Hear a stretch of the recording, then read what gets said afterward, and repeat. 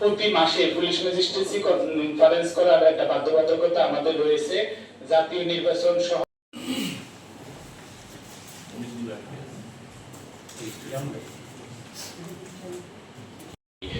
Police magistracy meeting এর মাধ্যমে যে আসলে কারো দোষ অন্বেষণ বা ছিদ্রান্বেষণ নয়, বিষয় না।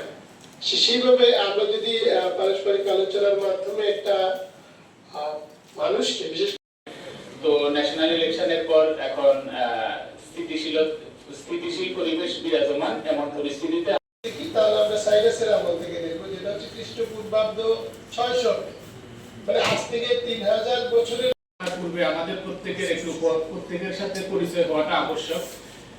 তো এই পর্যায়ে আমি স্যারের নাম অনেকটা আনুষঙ্গিক বিচারও দিতে পারি, তাহলে কিন্তু একটা বিষয় আছে। এবং এই বিচার অনেক সময় অবিচার জানেন।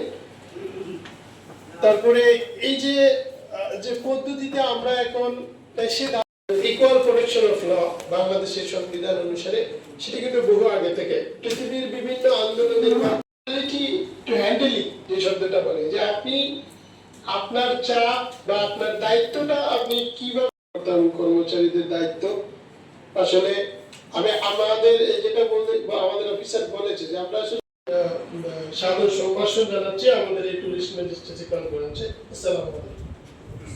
একটা দেখো, মিডিয়ার পজিটিভ দিক আছে, নেগেটিভ দিক আছে, দুটোই আছে। মিডিয়া দিয়ে মানুষকে হয়রানি করা যেতে পারে, আবার মিডিয়াও কিন্তু আপনার আমার ত্রুটি বা মানুষের অসহায়তা বা মানুষ যে বিচার পাচ্ছে না বা কোনো জায়গায় দাঁড়াতে পারছে না, সেটা কিন্তু মিডিয়া আপনার সামনে নিয়ে আসছে।